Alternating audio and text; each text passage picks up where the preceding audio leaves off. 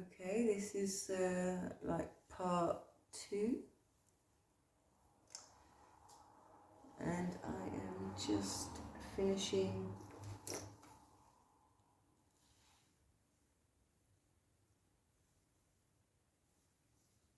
the last 2 braids. I said it would take me up until about midnight, and I am right.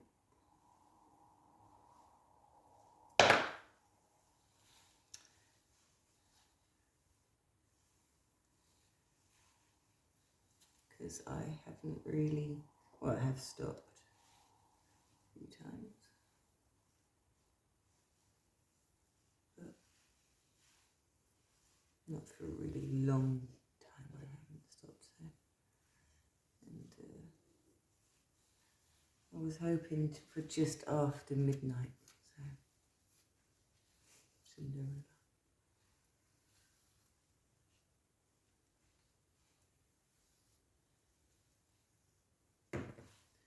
Leave that one to the end.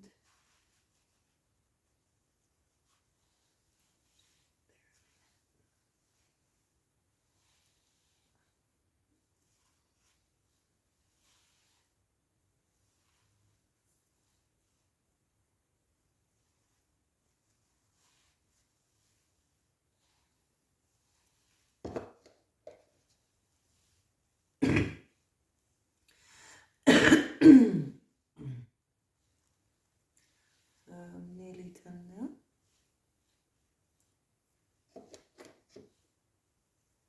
And then this will stay for, well, I mean, it can stay for up to 6 weeks, of course. I think some of you can have it even much longer than that, but I've had it for up to 6 weeks. But when I leave it that long, for my hair type, so thick, wiry and wild, it's got its own, it's got a life of its own. It would just dreadlock up. It does. Every time I leave it past even 2 weeks, it's like a dreadlock at the root. So I only really keep it in for 2 weeks.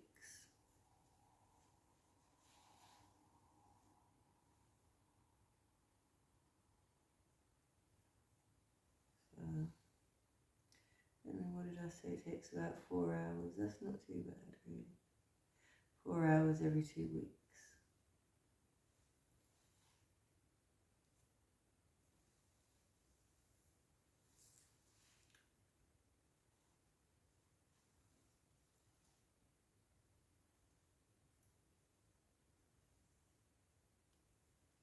So I always make sure when I divide it into 3 sections, I take the front section first and cross it over the middle section, and then obviously the back over the middle, and so forth.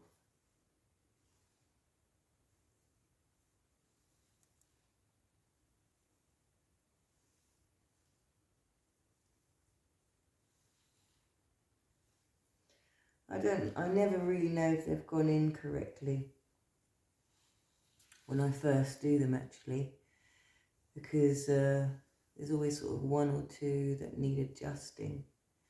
They're either too much hair, not enough hair, or they're not sitting correctly. So sometimes I make little adjustments throughout the week.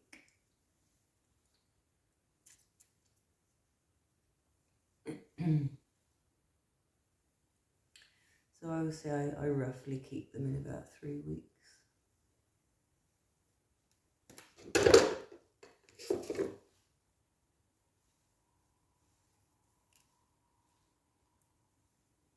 And I always get loads of compliments, and I feel really like I can see people's like reactions are like, oh, they're really lovely.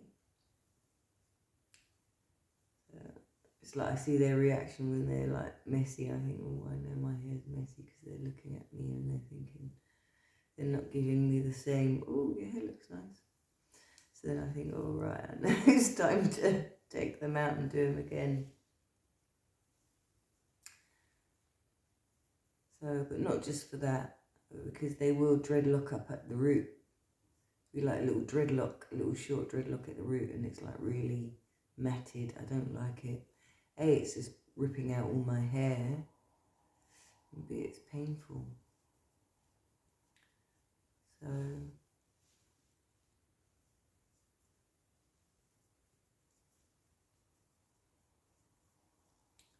all left to go, and then I'll upload this video to YouTube because I've done my hair in these plaits so many times. Everyone's like, oh, we should do a video, So I thought, you know what, I will. As I've done my hair in these plaits so many times. I'm not saying I know what I'm doing, but I know the sort of, I know roughly what they're going to come out like. Although, like saying that, I always make the adjustments, and it's always different synthetic hair that I use. It's always different hair weaves. It's usually always, though, pre-stretched. So I haven't got to do any of that fussing around with dipping and all of that malarkey. I've got none of that. So none of that fussing around. Because every time I've had them done, people say, oh, how do you do the ends? And I'm like, it just came like that. I know years ago we used to have to, a lot of hairdressers, they probably know years ago we used to have to dip the ends and do all sorts of things with the hair. But nowadays you get a new pre-stretched, what's it called? It's just called pre-stretched. There's another word that adds on to that. But anyway. So I'm hoping I should get to finish this video because after uploading the last one, my phone started having a total breakdown. It was saying, oh, you can't use it because the storage is full. So I've had to just spend the last 20 minutes deleting a lot of stuff off of my phone that I don't even know if I need. But I'm sure I'll find it in my emails, anything that I'm missing. So I did show you on the last videos, I take like a third of the hair, cross it over,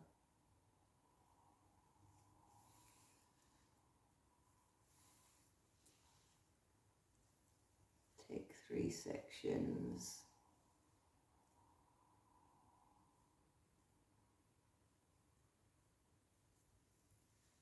and just pop it on top, and then I melt it or mould it into mat it into my own hair so you don't see. And then obviously I guide, so if I want to sit the plait further back or where I want to guide the plait.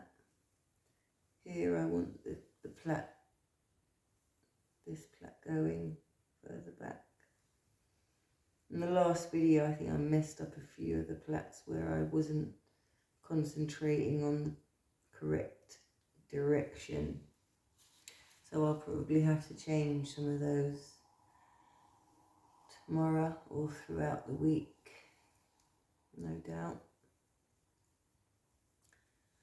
But I'm never going to get it exactly how I like it the first time, you know, every plait. And there's always a few plaits that I have to redo. So I think, oh, what's going on with that?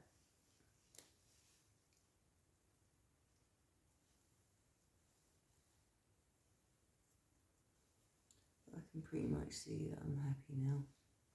Quite happy with how this. They come out different every time, but it's obviously it's similar. They're always similar-ish. It's only ever me doing my hair, so it's not anyone else. I like the way I plait gently but firm. I don't like when the plaits are so tight. I don't like that. It does look nice, I guess, but I know how painful it is. So I just, well, for me, maybe some people, they don't really have pain in it. I'm tender scalped. So when I see plaits that are super tight and thin, I think, oh, I don't think how lovely it is. Lovely, I do think that, but then I just think pain. No.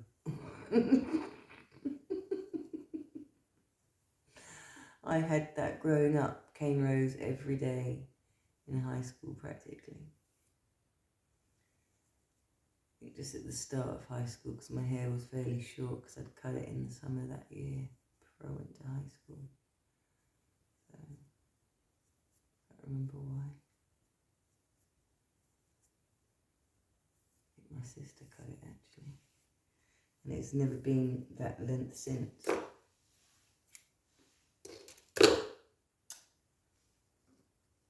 So, nearly done.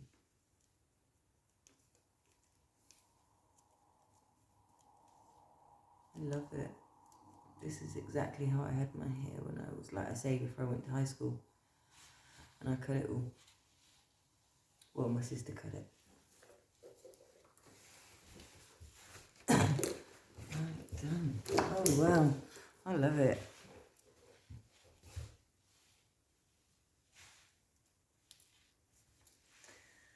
Right, so, and then I just like, I usually just get another one of the hair bands, a couple of them.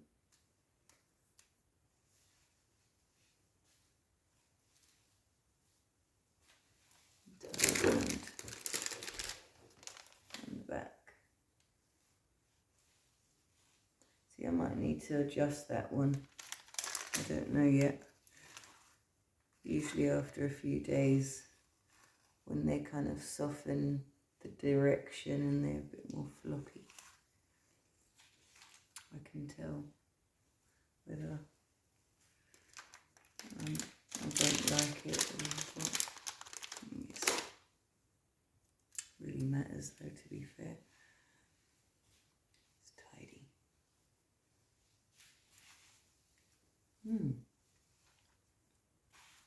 So, there we go.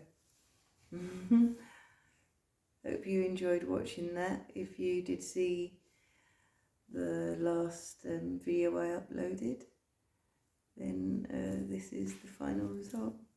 Thank you for watching. Bye.